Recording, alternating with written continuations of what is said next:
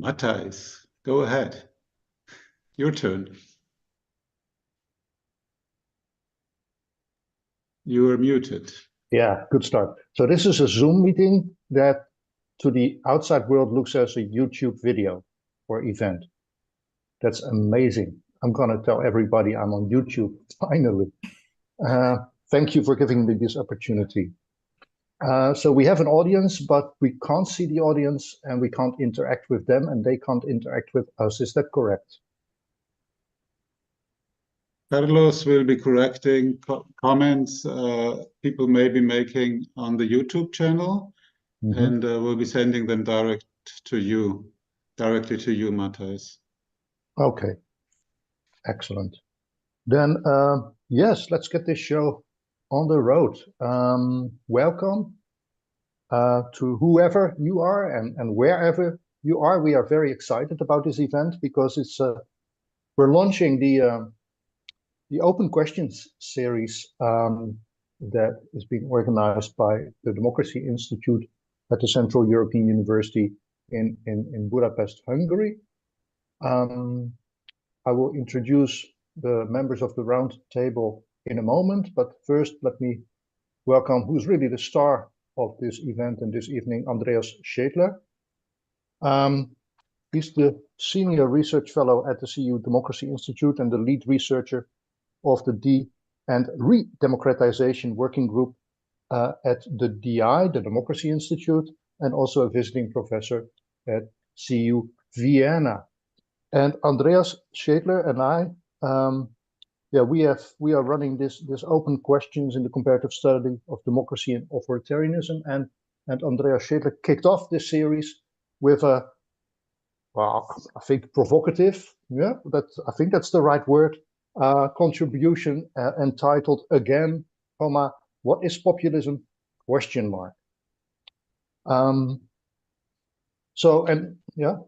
To celebrate the launch of the Open Questions series, and also to do justice, what is a very interesting contribution on populism, we thought to organize this roundtable with two distinguished experts who have written extensively on populism and are very well qualified to weigh the merits and demerits of what Andreas Schedler has shared with us.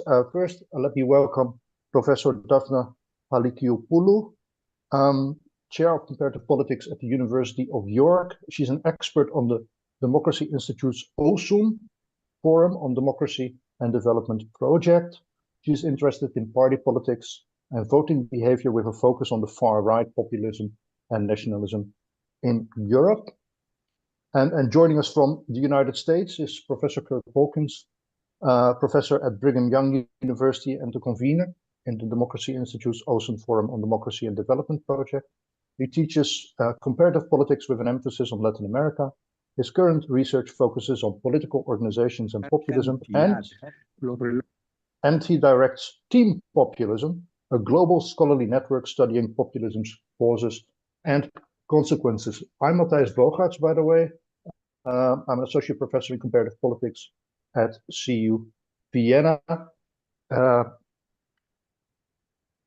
I have no stake in this debate. I think I wrote once about populism, but was a long time ago. Nobody paid any attention to what I had to say, so I thought, okay, I'll leave it to the experts, which is exactly what I'm going to do this evening as well. But so, what is the format? We thought about the following. So Andreas Schedler will start with a brief introduction of his piece, again, what is populism?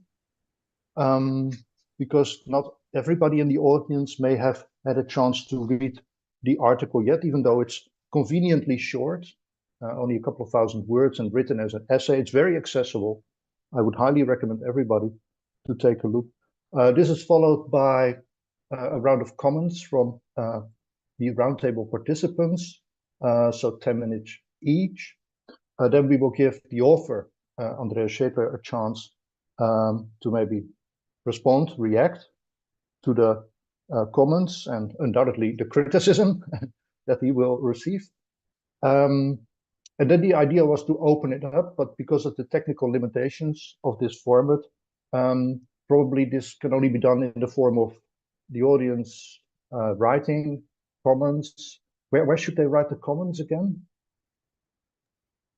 On the YouTube channel. There is a comment section, and Carlos will be remitting them to you. So, so Carlos Melendez, a research fellow at the DI and a professor in actually Latin America. He is the organizer. He's the brain behind this whole operation. And he will then relay your questions to me, and hopefully we can then bring them into the discussion. Okay, I'm very excited, as you can tell. Andreas, would you be so kind as to summarize your piece for the whole world? Yeah, thank you, Matthijs. Also, thanks Daphne and Kirk for reading my text and for accepting to be here to discuss it. Also, thanks to Carlos Melendez for organizing this roundtable. It's really nice to be here and to discuss this introductory piece in our open question series. A bit I'm like you, Matthijs. I just wrote once a piece on populism, and this is it. In this sense, I'm an outsider to the literature, and probably people might be seeing my piece as a kind of populist ambush against the establishment or something like that. It's as the title itself indicates, kind of again, what is populism? In a way, it's we have been discussing this for so long, and we are in a way all tired of these debates on the concept of populism. I myself have to confess I'm tired of these debates, but it's kind of worse. I'm fed off, and the essay may be conveying this. I'm really kind of irritated by many aspects of this debate, and so I thought I would like to make a contribution, just to show I may be fed up with populism, but not quite done with populism. I think it's still it does serve a purpose if you just kind of get it right and circumscribe it in an interesting way. No? So let me just sum up three things I find, let's say, annoying, irritating in the debate. The first is probably one we all agree upon, which is the uncontrolled, indisciplined use the term has been suffering, I would say. At the beginning of my essay, I cite that famous quote by Ludwig Wittgenstein, "The meaning of world is in its use." And if we would do something like an ordinary language analysis of populism, or also a scientific language analysis, we might be discovering that its meaning is really all over the place, very blurry, very diffuse, and it has basically become a fighting term to be attached kind of to the forefront of everybody we dislike for some reason. And I think this is true for the political realm, and it has also become true for the academic realm in some sense. For example, if you look at the literature I've been diving into on the current crises of democracy, on democratic backsliding, autocratization, etc. So basically, kind of here, populism has turned into an omnibus term for anybody who's seen as threatening or damaging democracy. And I think that's just too broad. That's just too indisciplined. But problems are not, I think, not just with the application, but with the very conception of the idea, of the concept. And so my second kind of populist annoyance is with the idea that populism is an ideology. And here I'm a bit, I would say, emotionally conflicted, because the people who have been bringing this into the debate are colleagues I highly esteem and like. Kirk, you have been on the forefront of this, kind of as the father of the ideational approach to populism. But it's something I've been really struggling with. There is something like a minimal definition of populism where many people agree upon, which is the idea that populism or populists stress the antagonism between the people and the elite. That's kind of the core of populist discourse. No? I can live with that. I can buy that. What I'm struggling with is to think this as an ideology, as Kirk, as you once put it, as a general belief about how the political universe works, as a kind of trans-historical, acontextual, a kind of eternal truth people would be embracing. And the truth would be kind of the idea that there's a self-regarding elite that exploits and oppresses the people. If you think about that as a kind of ahistorical ideology, I would say it may be trivial, or it sounds kind of trivial if you think that probably 99% of all political regimes in human civilization, let's say over the past 10,000 years, have been fitting to this description. So kind of just looking at hierarchical systems where rulers oppress the people, that's kind of a summary of the history of humankind. In this sense, one might say, okay, populists just get it right 99% of the time. Another problem one might, and I just kind of highlight too, another problem would be if this would be an eternal truth, it would be an entirely self-contradictory enterprise for populists. Populists would be consistent if they were kind of philosophers in the desert, proclaiming the truth, but they would not make any practical sense. So if the antagonism between the people and the elite is invariable, transhistorical, it cannot be changed. Okay, these are just two objections. We can further debate about that, but I leave it there. So my third populist irritation, so to speak, is what I see as a disconnect between the way we have been conceiving populism and our thinking about democracy, our kind of democratic theory. And here my basic problem is that we claim kind of again and again that or imply that populism is a problem for democracy, is threatening to democracy, but our definition includes phenomena that are entirely unproblematic in a democracy. Appealing to the people is entirely okay in a democracy. Criticizing the elite is entirely normal in a democracy. Plenty of elites give us plenty of reasons to attack them. So that's kind of something that's kind of business as usual in democracy. And then what I'm also saying in the essay is that there are many varieties of anti-elitism, and we have kind of good concepts for them. Anti-capitalism, anti-clericalism, anti-monarchism, but I mean, it's a long list. And so I think populism should be something more specific than just anti-elitism in general.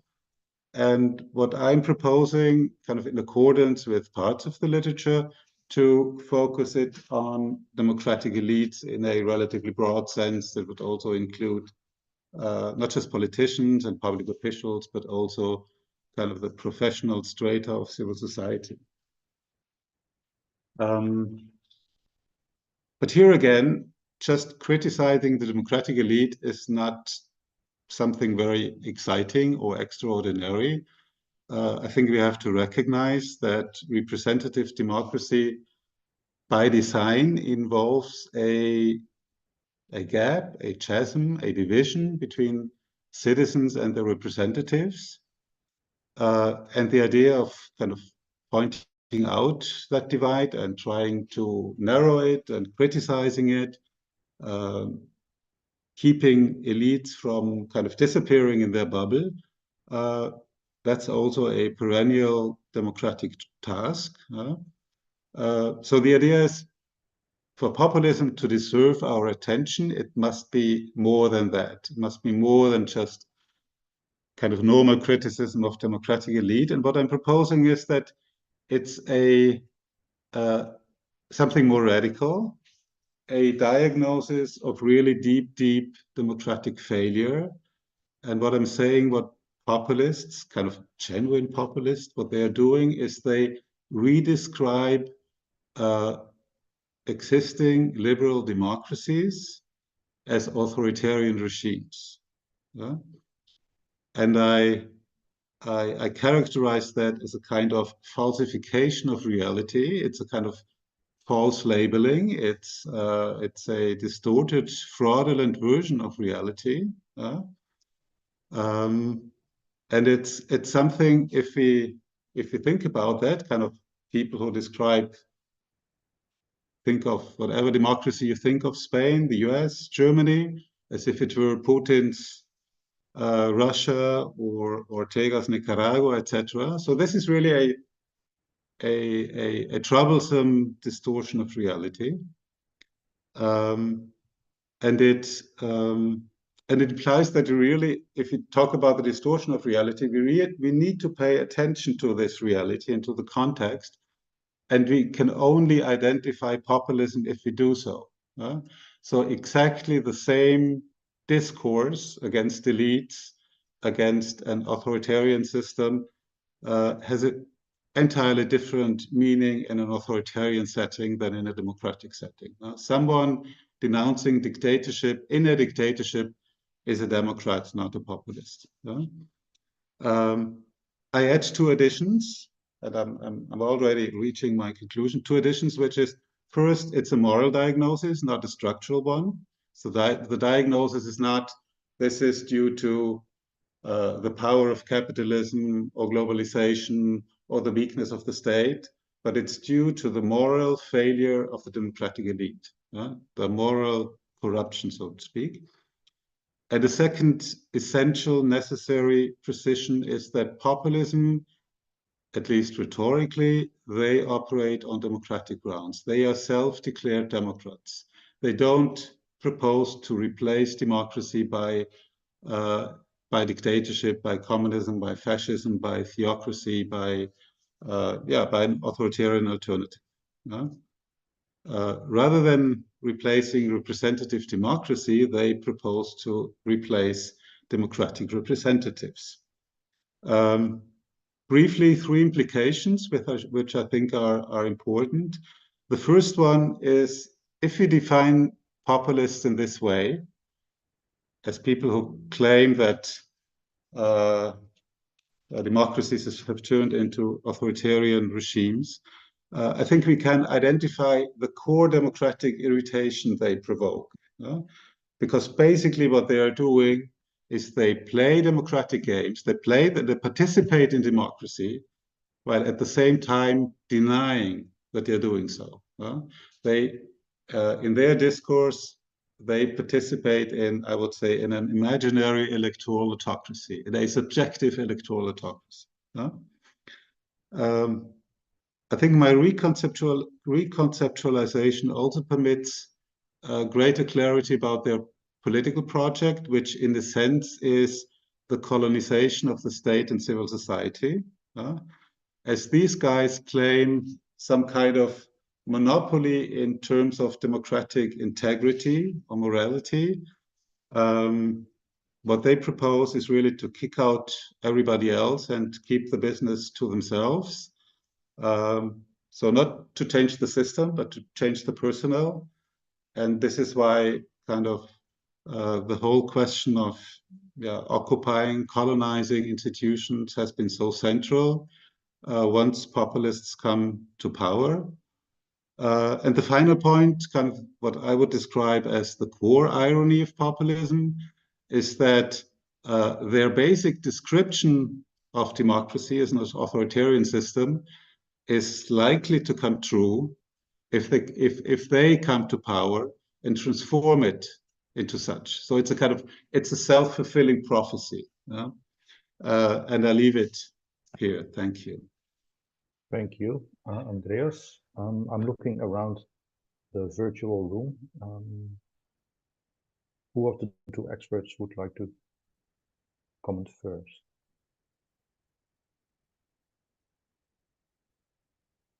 Don't be shy. You decide, you're the chair. Okay, then you. Thank you. Okay. Sounds good. Thank you. First to say thank you so much for inviting me, because it's a great opportunity for me to discuss this topic that we all care about a lot, with experts coming from various disciplines a bit different to mine, actually. And second, I very much enjoyed, Andreas, your essay, which I read with great interest, and it's great to have you summarize it here as well. I made some more notes. So first to say, I loved the essay, and here's a controversial statement. It's not that controversial. It's not as controversial as you may have said. So I agree with a lot of what you said, and in particular, the broad idea that really populism is so overused and so inflated that it has the danger of becoming a meaningless term. It explains everything and therefore nothing. So we really need to specify it. I fully agree. But of course, if I was to end here, that would be really boring, because I'm here to be a discussant. So I would also like to, I've picked essentially 3.5 points, so 3 and a small fourth one, that I think that your essay raises, both from the arguments you made, but also linked more broadly to the understanding of populism, that tend to recur and actually trouble me a lot when I think about them, and we should discuss. These 3 are: the first is the relationship between populism, democracy, and non-democracy, very broadly defined. The second is whether populism is an ideology. The third one is whether, it's a broad one, right? Whether populism is actually useful analytically to explain to us why what is happening. And then the fourth and final one quickly is, can populism ever be positive? And I think these are all raised in your essay, and these are all questions that have come back in the literature one way or another, and you raise them in different ways. So let me start with, I think, the thorny one, the most thorny one, the relationship between populism, democracy, and authoritarianism, which raises issues such as, can populism be extreme? Can populism be authoritarian? And can populism operate in authoritarian systems? And from what I gathered from what you wrote and what you said, you think that they cannot. It cannot. You know, the populism that, you know, you talked about various dictators, and you said, well, these are not populists, these are dictators. And then obviously populism can't operate in a if populists operate an authoritarian regime, then they may be Democrats, or they're something else. But you know, I come from a different discipline. I come from the nationalism discipline, and I've kind of moved into voting behavior and party politics from that. And at least in the way that we think about it, actually, populism can be extreme. And there is no reason why populism can't be authoritarian. And let me explain that. What I mean, right? So authoritarianism can be simply, obviously, the way we see it. There is a coup, there's a hierarchy. Some people take power militarily, and then they are there and they impose that power, and that's okay. But there's also authoritarian systems, for example, that have been clearly linked to populism, such as fascism and communism. And then the idea, and the reason why I think this is quite controversial, the idea is that these totalitarian movements, which are premised in one way or another on an ideology, which I'll come to in a bit later, essentially they're very collectivist ideologies that come from the central claim that they, or the leaders, will be the pure embodiment of the people. Right. So essentially, the idea is that all legitimacy comes from below. The criticism that what we have now is some kind of fake pseudo-democracy where the representatives are taking over. But in order to have the real will of the people, we need to get rid of them. And then finally, of course, we're going to go through a dictatorship stage. But then finally, the people are going to rule. So extreme versions like fascism have been described quite heavily in the literature as populist, right, or communist. And if you see, even the French Revolution is often described in nationalism literature or historical literature as having populist origins. So whereas I see the idea that if it's extreme, it's violent, and therefore it can't be populist because we see populism within a democratic context, I think if we have a more broader interdisciplinary perspective, there are issues we might consider that make this a little less clear. So, and I think the reason for that is just another point that I picked up in the essay is obviously the focus on the targeted elites, right? So seeing populism as basically who they target. Do they target, you talked about it earlier as well, they target various types of elites, but we need to focus on their criticism of the democratic elites. But I think we need to take a step back. Beyond who they target is who the us is. And I think this is what makes populism compatible with extremism, is that the will of the people, i.e. the indivisible will of the people, the fact that there is the idea that there is only one people and decisions in society, collective decisions in society, can only be legitimate and indeed moral if they are made by this one indivisible people. But this can never be democratic, right? I did a lot of work studying Golden Dawn materials, you know, the Greek neo-Nazi party, that there's a big discussion in the literature, is it populist, is it not populist? And when we studied the materials, we really saw this populist ultranationalism, if you like, this idea that they don't want to erode complete democracy. Is just this fake democracy that we have now, but they will bring the real democracy, which will be embodied by the singular will of the people. So really, you know, is what distinguishes the authoritarians that you talk about in your essays, such as, you know, the authoritarians in countries like Tajikistan or etc., from the European populists, is what distinguishes them their vision, or is it the institutions and the context within which they operate? And perhaps we need to bring more an institutional perspective in this as well. So if indeed populism suggests that the only moral and proper decisions are the ones made from below, is that ultimately not also authoritarian? The second part that I did find quite controversial and very interesting is this issue about populism being an ideology. And I think you raised issues such as, you know, if it is indeed an ideology, then how can we measure it? And how come we're seeing so many measurement difficulties in existing studies? And therefore, it's probably not an ideology. And I'll quote you here because I wrote it down. You said ideologies are a set of ideas that are more or less disconnected from reality. But for me, that's not the function or the purpose of defining populism as an ideology, right? I think what is interesting in looking at populism as an ideology is the fact that being an ideology makes it prescriptive. So again, less about who it targets, but more about what its vision of society is. So what is compatible with the idea of an ideology is that populism, like Marxism and communism and nationalism, it's an ism. It has a vision, a prescriptive vision about what we need to make, what we need to change, and how society should look like when we have taken over, right? And that vision, to repeat, is essentially to make the indivisible, one and only singular will of the people the only proper, legitimate, and moral way of making collective decisions. So I think it's far more than a criticism of some elite or another elite, but actually a vision about what society needs to look like. And in that way, it's no different, in my view, than other isms such as Marxism, communism, and can be revolutionary, because you make that point as well in your essay about the differences between revolutionary movements and populism, but I'm not so sure. Now, where I agree with you 100% is that there are measurement difficulties in populism.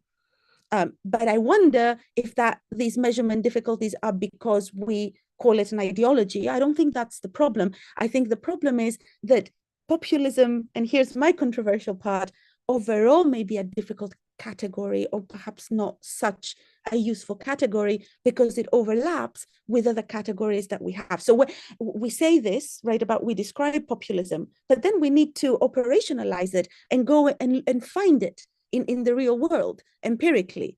But when we do that, we find that it overlaps with categories that we already have, like pluralism, indeed even democracy, right? Very often populism sounds to people, popular, right? So how do we find, and there's a lot of work, Kirk will talk a lot more about this than me, because he's done a lot of work on this and knows this better, but there are ways. But what troubles me is that the ways to measure populism must not overlap. We cannot measure it with categories we already have. We need other ways. And this, for me, is quite difficult. It's difficult because the thin definition makes it too broad and therefore meaningless. But then the thick definition really means that the causality lies with the thick ideology that it's attached to, right? So if I call someone populist far right and I remove the word populist, has anything changed?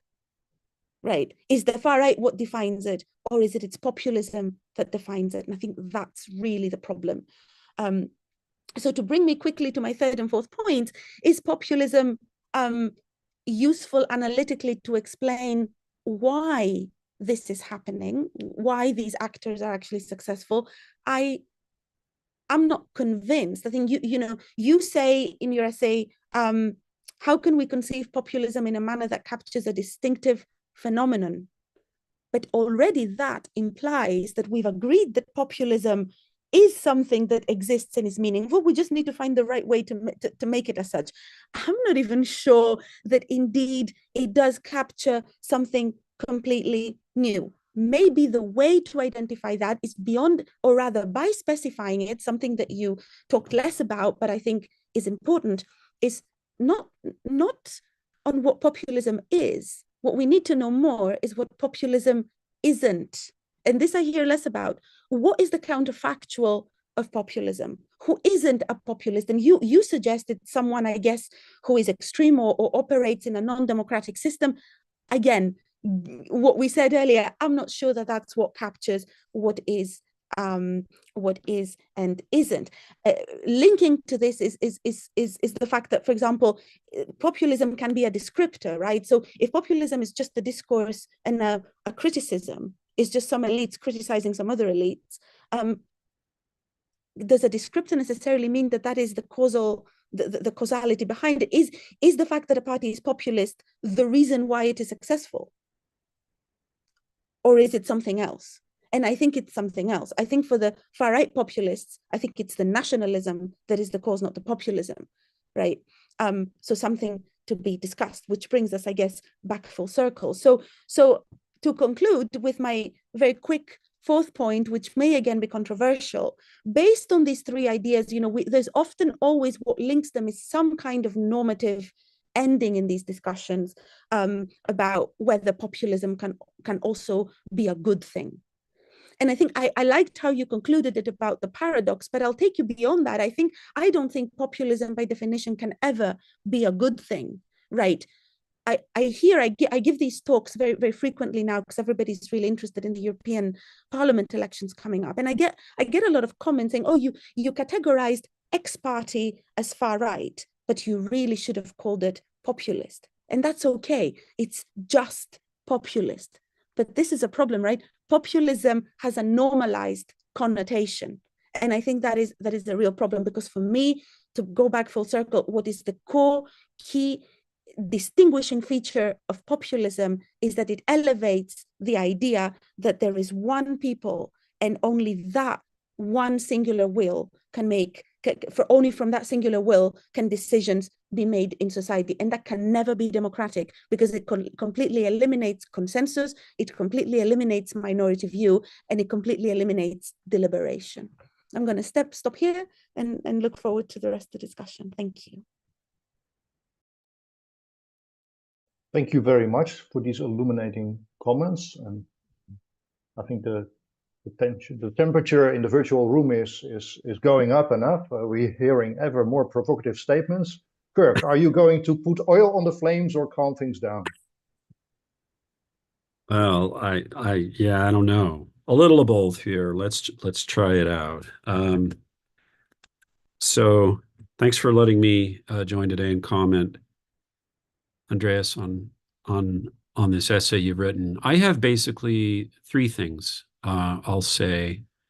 And first is I'm just going to give kind of a fairly standard criticism. But I don't want to dwell though on the specifics of your claims too much, because I think those are the kinds of things we talk about over lunch. And I've only got 10 minutes, right? So I'll just give kind of a rough sense of some of the specific criticisms I might have of the approach you took.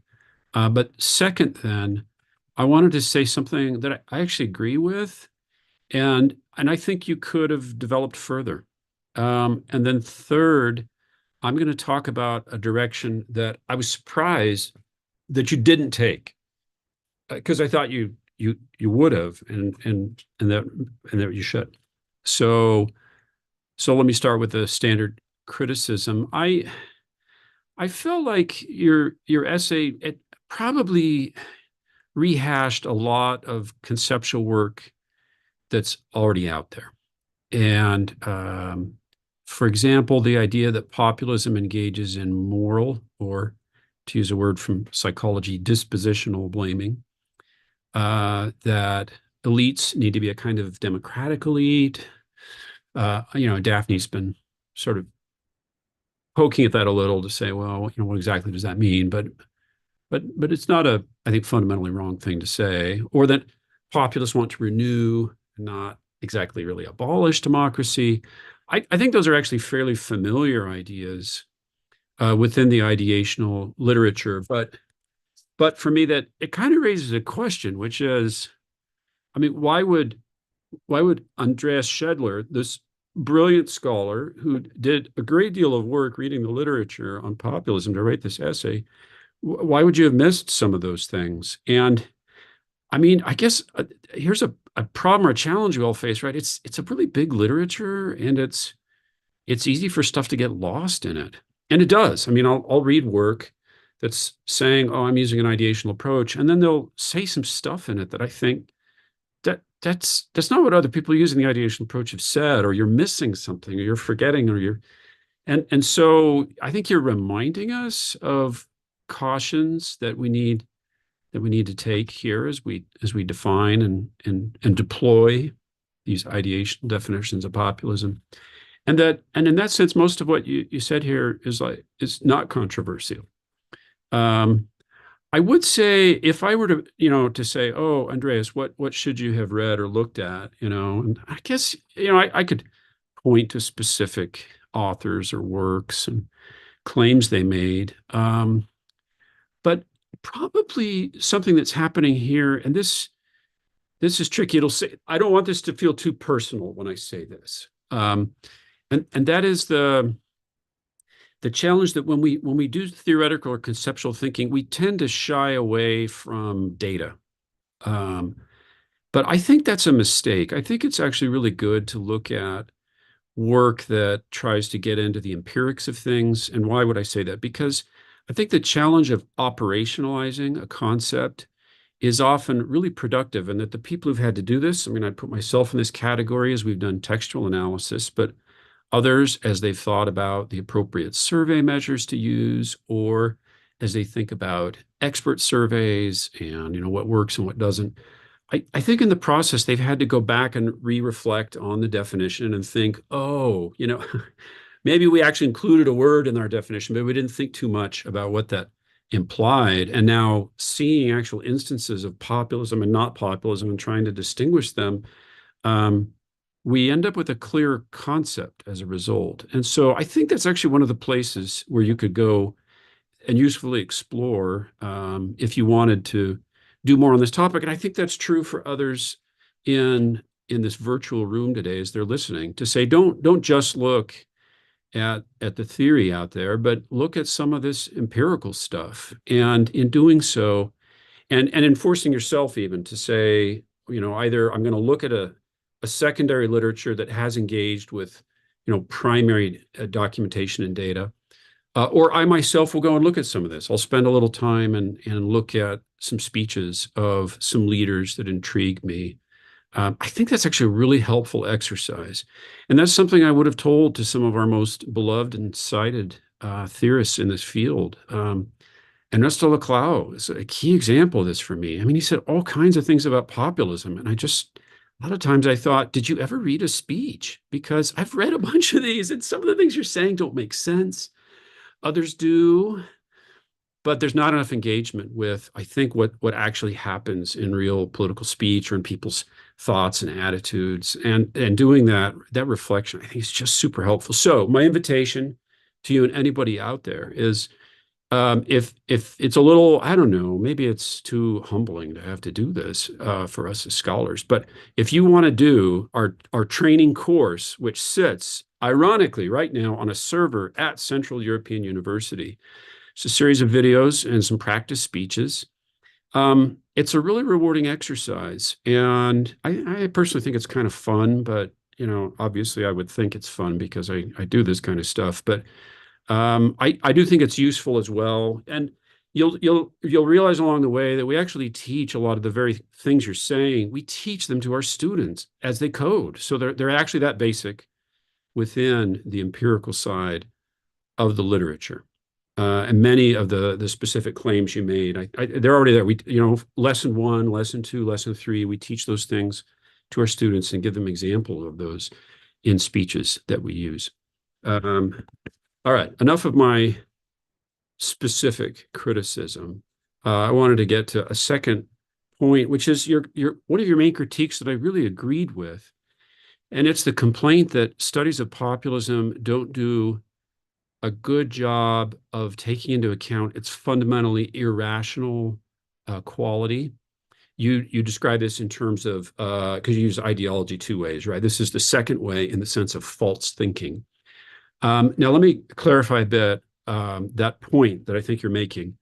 The idea that populism is, you could call it irrational or false knowledge. Others have called it, I think it's more useful to think of it this way, maybe as a kind of dogmatism, a disengagement with kind of Enlightenment standards of reasoning and evidence-based reasoning. That idea is actually made by several other scholars. And one of the ones who does it really well in more recent work is Jan Werner Müller. Kasmuda has said this. I've said it myself. Edward Schill said this back when he called it a paranoid style, and he meant that in a very literal kind of way. More recently, again, Taggart and Perot's article in Party Politics, where they study populism as a form of conspiratorial thinking. For me, that points to this really important point that populism is actually, by definition, conspiratorial. And you actually see it in some of the definitions out there. One I'll read to you. Populism is a discourse that frames politics as a struggle between the will of the common people and an evil, conspiring elite. That's my definition, by the way. But the point is that the word is there and people are talking about it. So why do I say, I think you're adding something here that's really important, getting at something. And I think the problem isn't that, this isn't already, it's obviously out there in some versions of people's ideational definitions.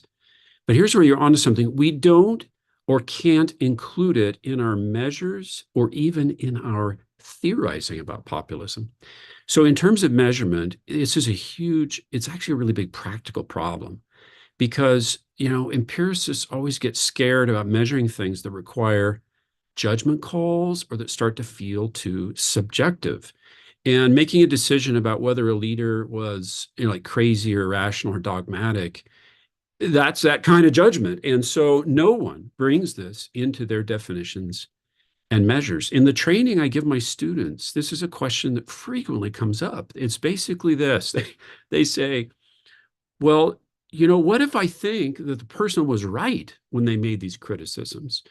And I say, that's right. I mean, we feel like we should reserve the word populist for someone who's kind of crazy. And I actually think that's right. But what I have to tell him is I don't have a good way of measuring this or judging it. So set that aside. I'm so sorry. And yeah, so I think that actually if we corrected some of our measures of populism out there, there are probably a few cases that and by the way, when you look at the actual measures coming out with textual analysis or with expert surveys, like in V-Party, I think they mostly tend to show a more restrictive set of who's populist and who's not. It's usually fewer people than you thought. It's usually a little less severe than you thought. So I think the careful measures actually show less than you think. But within those, there are always a few.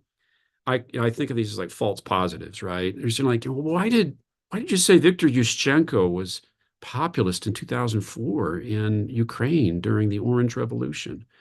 And I think the answer is because he said stuff that sounds populist, but at the end of the day, no one thought he was crazy. And you made this point, right, in your article that, really, should we call him populist? I don't think we should, but the measures are going to have those false positives built into them. Every single one of them will, because we just don't have a way to get around this. This also matters theoretically because there are all kinds of questions we should ask, I think, theoretically. Like, well, how does populism happen? Even in kind of this psychological way. I mean, why would someone shift to this really dogmatic, disconnected way of thinking where they don't want to hear facts anymore? They twist them to suit their ideas. What provokes people to do that? Is it just like a personality trait? Is there something about their environment that pushes them into this? Very little theorizing about populism grapples with that problem. And it should. It absolutely should. And so I think you're really onto something there, something that we should talk about more. It's there. We define it that way, but then no one goes any further than that with the definitions. Now the third thing, this was what I was surprised you didn't talk about, because I think it's a huge opportunity for a conceptual piece, which is what you're offering us here. And that's the question of what kind of thing is populism. Now, I think you rightly say here, and Daphne is saying, well, maybe we could call it ideological. And you're saying, yeah, but it's not an ideology in the sense of being, and this depends on how we define ideology. And I think you're using it in a more narrow sense of a consciously derived, comprehensive set of programmatic ideas. And if that's what we mean by ideology, yeah, it's not that. But here's the thing: most of the ideational work doesn't talk about populism as ideology or even ideological without a lot of qualifiers. So in my own work, I'm frequently calling it a discourse or discursive frame. And in my recent work with Erin Jenny, looking at nationalism as well, she calls it a sovereign frame. And Cass himself, right, the phrase is not ideology. It's not even thin ideology. He calls it thin-centered ideology, this very particular term he borrows from Michael Frieden to get at populism's lack of programmatic ambition. Now, I think Cass misapplied Frieden's term when he did this, and Frieden himself has tried to correct Cass on the record. And of course, there's no point in doing it. No avail. The ship has sailed. 100,000 people are already using the phrase thin-centered ideology, and nobody wants to give it up because it's what we all know and communicate with. So I think Frieden himself even pulls his hair out over this every night before he goes to bed. And but here's the thing. I don't care, because I think Cass ends up meaning the same thing that others or I do when he talks about it. It's a set of non-consciously derived, not highly programmatic ideas that instead are trying to frame politics or say what politics is about. It's more about who the actors on the political stage are, or what's the fundamental nature of our conflict. So I think there's something huge here that you should be talking about, because this is, well, what type of thing then is populism if it's not like a classical ideology? Now, again, I mean, I like phrases like discursive frame better than I prefer, the thin-centered ideology to get at this. But this whole idea that it's a different kind of thing is not spelled out very many places in theoretical or conceptual literature, or do we deal anywhere with the idea that maybe there's a different type of idea out there that we're looking at. The only place I've found somebody dealing with this very explicitly and constructively is an article, really, really great, kind of mystifying article by Dryzik and Berezhikian in APSR 1993. And they lay out what they call a grammar of discourse. And so they actually talk about like what's the structure of this idea of discourse. And they talk about an ontology, and they talk about the different moral status of the actors in the ontology. I would add to it, there's usually kind of a cosmology that comes into this. And so, all right, well, what are they doing? What are they looking at? And by the way, with their study, they then apply this in a Q sort on the American public, and they actually find 4 discourses, one of which, not coincidentally, is populism. But here's the thing, there were 3 other discourses in their study. Well, there's more out there. So they don't exactly say, Dreiser and Berejik don't exactly say what type of a thing discourse is, and especially Daphne used this phrase, like what its political function is. What is it then? And wouldn't you, Andreas, you or others, wouldn't you like to talk about this?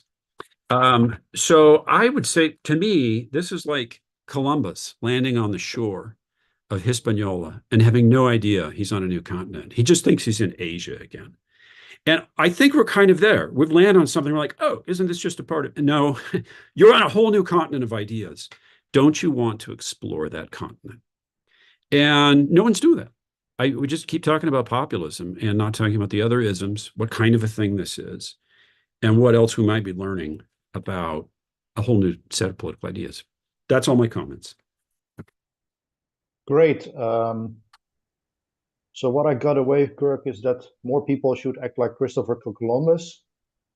And on a more serious note, that you cannot write about populism if you only read people who also write about populism. You need to engage with populists. You need to study what they do, how they see themselves, how they think, how they feel, what they say. But here's a catch. Because, to quote you, Kirk, populists are crazy. And Daphne said, populists are inherently undemocratic. So these are not the kind of people you want to engage with. I really got scared now after listening to your commentary. We have 3 questions from the audience, and I will also add a question from myself, but I'm starting with Belisario Lozano, who notes that populism is highly contextual, that it means something different in Latin America from Europe, and he wanted you, and I guess he means all the people in the panel, to reflect on that. The second comment comes from Yibo Sun, and Yibo says, well, yeah, so Professor Hadikiopoulou talked about the populist far right, and saying actually the far right category is the one doing all the explaining. The populist one doesn't add much, so it has not much analytical use. And then can you elaborate on what a non-populist far right and a non-populist far left might look like?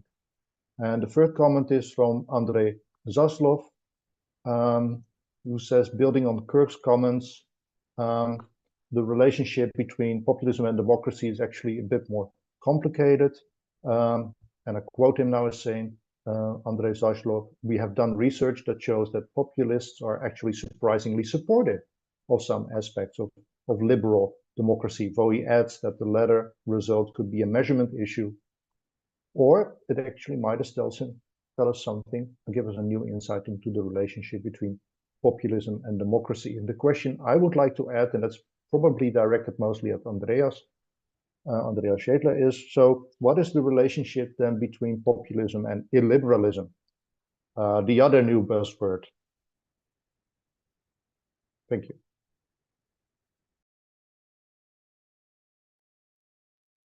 Okay, that's really, really wide ground we have been covering. Thanks a lot, Daphne and Kirk, and to the audience.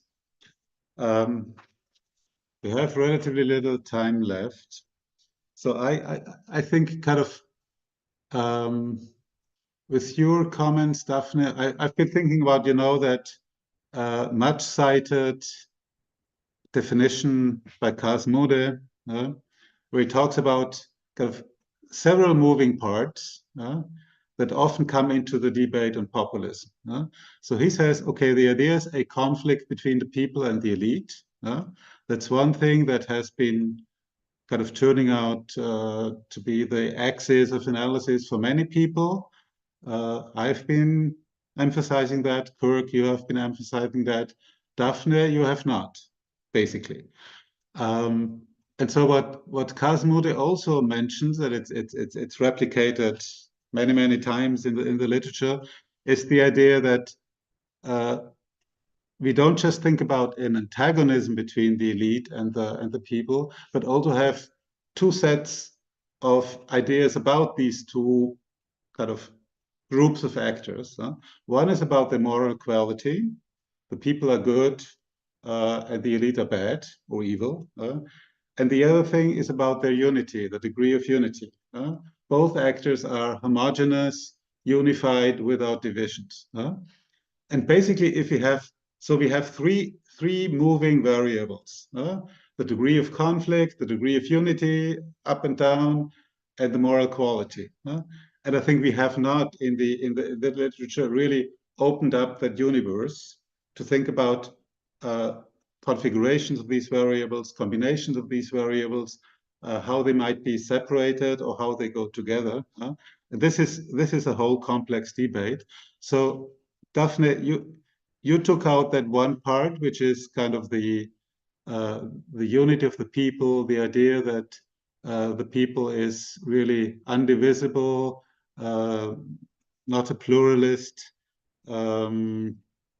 collection of citizens, but kind of a kind of collective actor with one will, and this will should prevail. So kind of an idea about the structure of the people and about its primacy in politics.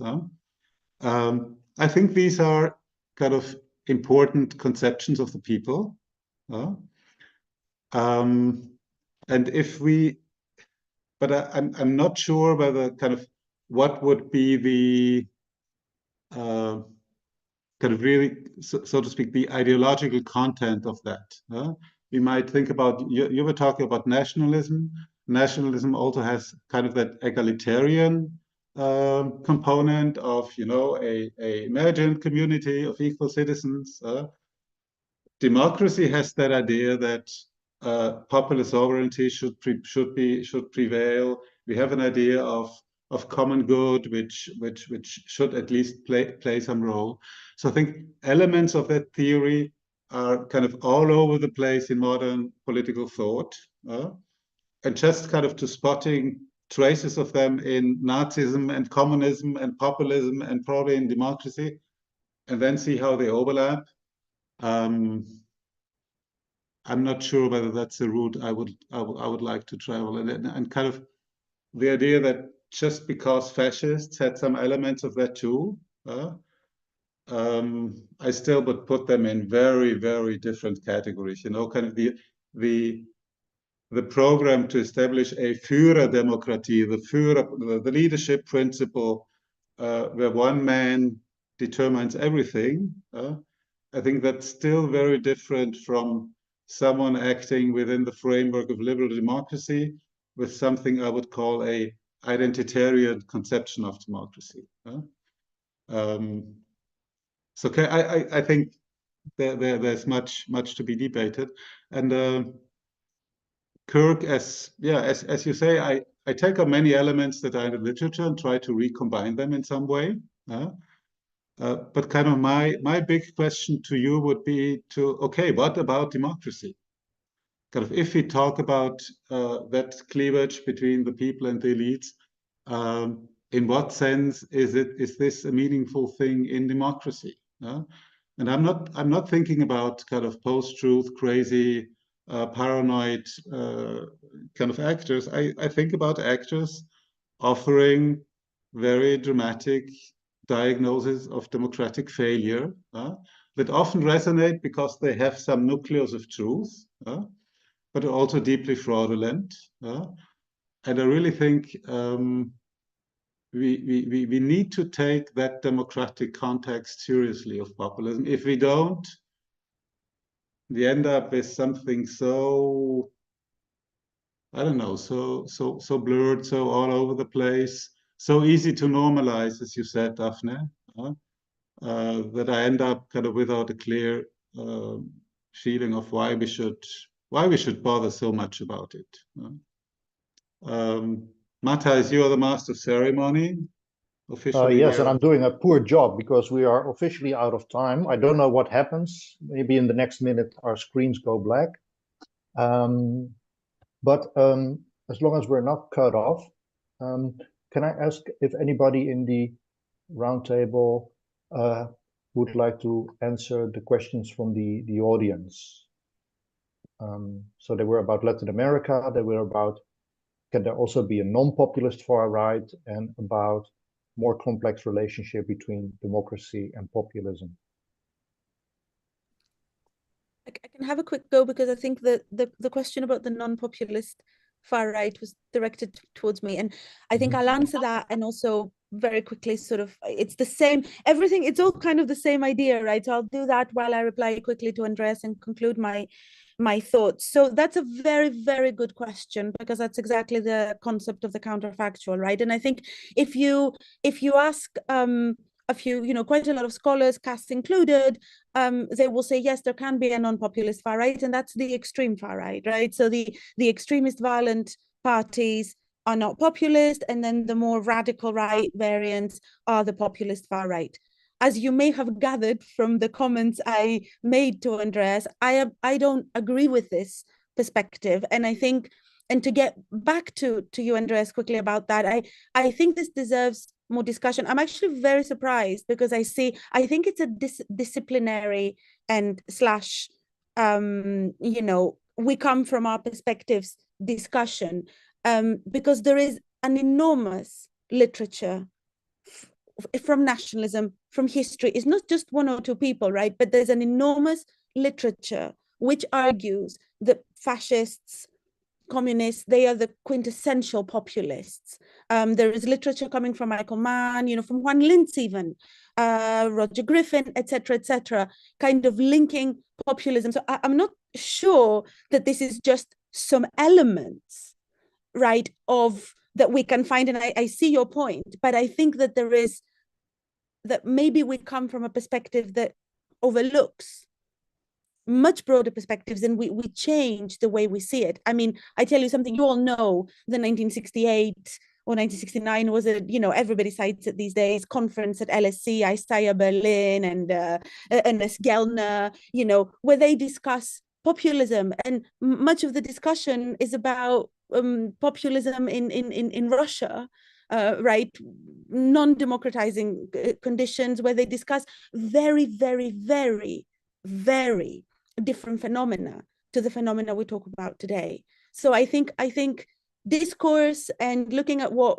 politicians say is great, but I also think that that's very catch-all, right? Because then we take it for granted that populism is one thing, a useful thing, and then we look at what these politicians say and do, but then we run into the problem of everybody being populist. And if everyone is populist, then no one is populist, right? If everyone is populist, then the analytical utility of the term is problematic. And then we can't distinguish between the populist far right and the non-populist, the populist far left and the non-populist. So I will insist that we need to linger a little bit more on these relationships.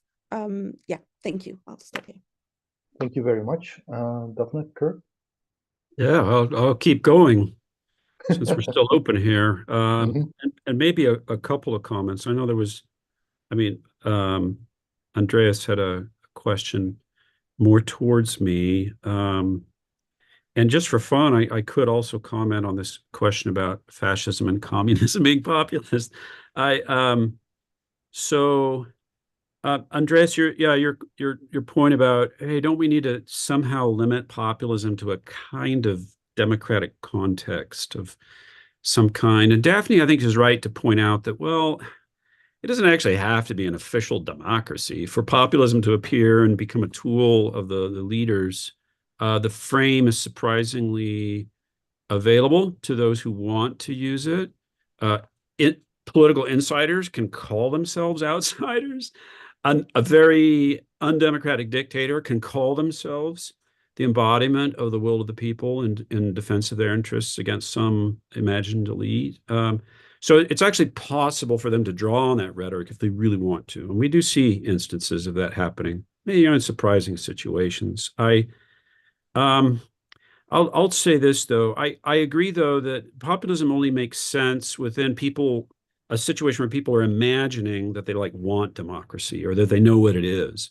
And so I have a very hard time talking about populism sort of pre-democratic era. What does it mean? And it doesn't mean the same thing in other contexts. They don't even talk about it like this. You can find these rarefied examples, maybe in Greek speeches or something, but I would link populism to people who believe in the idea of popular sovereignty. If you don't believe in that, it's not going to happen or make sense. And so that already limits you a lot. And that means baked into it is some view that something like popular sovereignty is a really important thing. And so that has to be there. And in that sense, I completely agree with you. And to take that out of it or imagine that it wouldn't have that being a fundamental part of it doesn't make sense.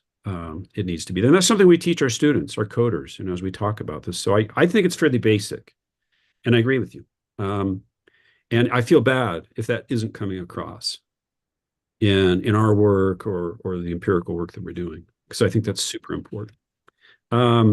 As Andre said, I mean, it is a little more complicated to talk about the relationship with democracy, and I don't know that I can go too much into that. Andre Zaslav, thanks for pointing out, your own work on this, where, it's kind of complicated and interesting to see how people themselves sort out, belief in popular sovereignty, different liberal institutions, this populist leader I like.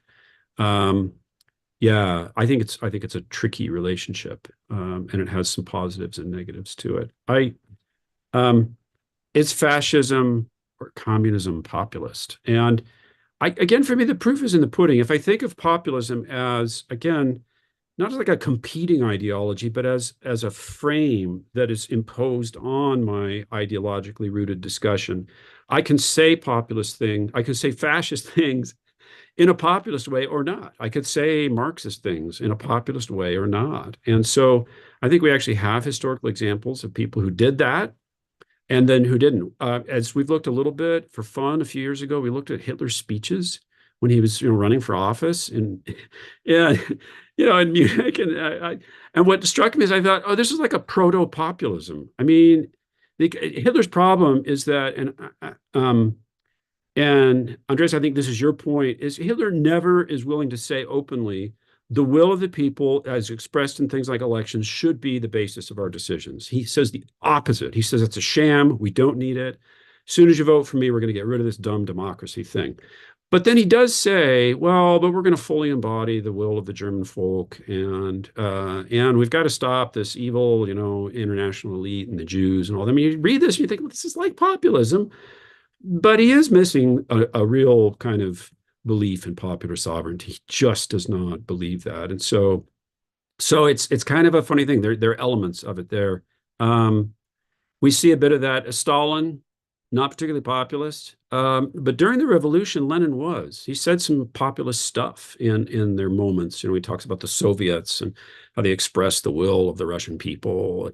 And so again, for me, I'm like, go look at the speeches. I think when you do, you end up finding there's sometimes less of it than you imagined. But you also see fun things. And this is my final answer to Belisario out there who asked this question. Aren't these different from region to region? And I think from the ideational approach, we'd argue, well, the fundamental structure of populism as a frame or rhetoric is the same across any countries and time and space. I mean, it doesn't happen when we go further back in the past. You don't see it being used, but it is there, and it's really weird when you read these speeches from Perón in 1944, and he says stuff, and you say, oh my gosh, that he sounds like Hugo Chavez today, and he sounds like, and so the fundamental elements are there, and they're so impress you so much with their similarity that you think, okay, I guess the structure is the same across all these contexts. Where it differs, though, is, well, who exactly are the people? Who exactly is your elite? What do you see as the particular conflict and the way it's being expressed? And there we see significant cross-regional differences. So I think that, yeah, we the way we're defining it and the way we explore it empirically is to look for the similarities. Well, when you look at them more qualitatively, you have an opportunity to talk about some of those cross-regional differences. Thanks a lot. Matthijs, would you allow me 1 minute? Probably. What can I Sorry, do? just one thing. Why I think it is important to draw, in my mind, a clear distinction between the populists, at least the populists of today, and the anti-democrats of yesterday. I think it is really a sign of our times, even in times of what we call global democratic crisis, that we are still on common democratic ground. All the guys around us, with very, very few exceptions, are self-proclaimed Democrats, and this includes the populists.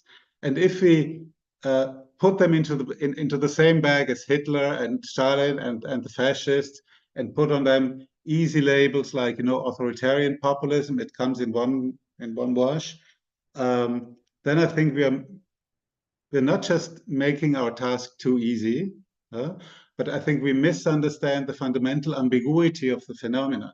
And if we do that, we misunderstand the crisis they respond to, the crisis they create, and the resonance they have among voters. So I think without kind of maintaining a clarity about the lack of clarity in that sense, we really miss the point, I think.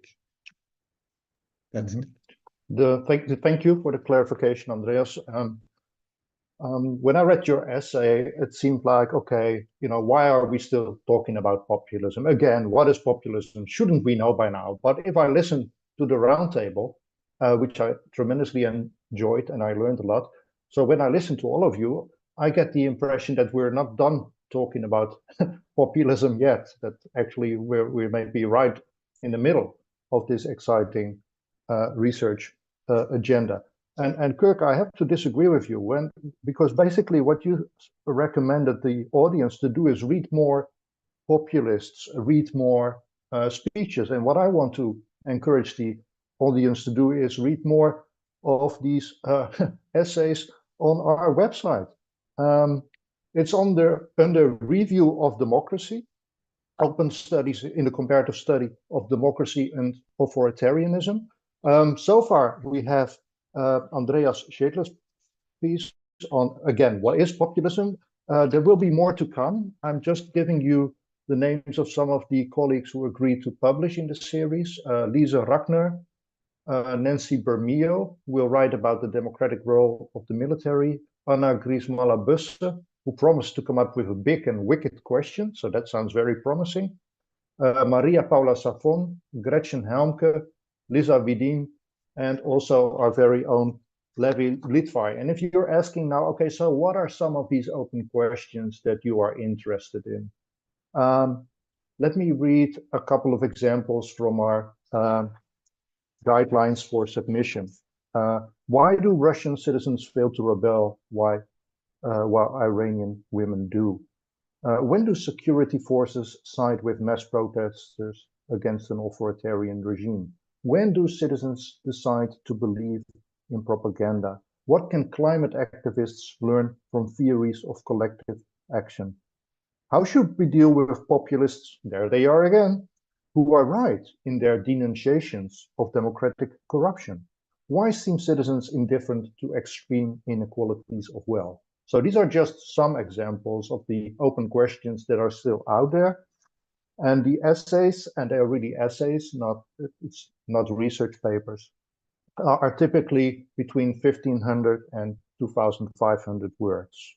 Can be a bit shorter, can be a bit longer, but that is the preferred range, 1,500 to 2,500 words. And if you're interested, please do contact either me or Andreas Schedler, or contact us through the Democracy Institute's website. And again, you can find more information under Review of Democracy. Thank you very much. A special thanks to Professor Halikiopoulou and Professor Hawkins. Apologies, I've been a bad chair. We took too long, but it was so interesting. I couldn't bring myself to stop anybody or cut anybody so short. So thank you very much. Thank you very much for your attention, and enjoy your evening. Bye-bye from Vienna. Thank you. Thanks, Matthijs. Thanks to our audience, Kirk, Daphne. Thanks a lot. Thank you. Really, thank you. Thank you.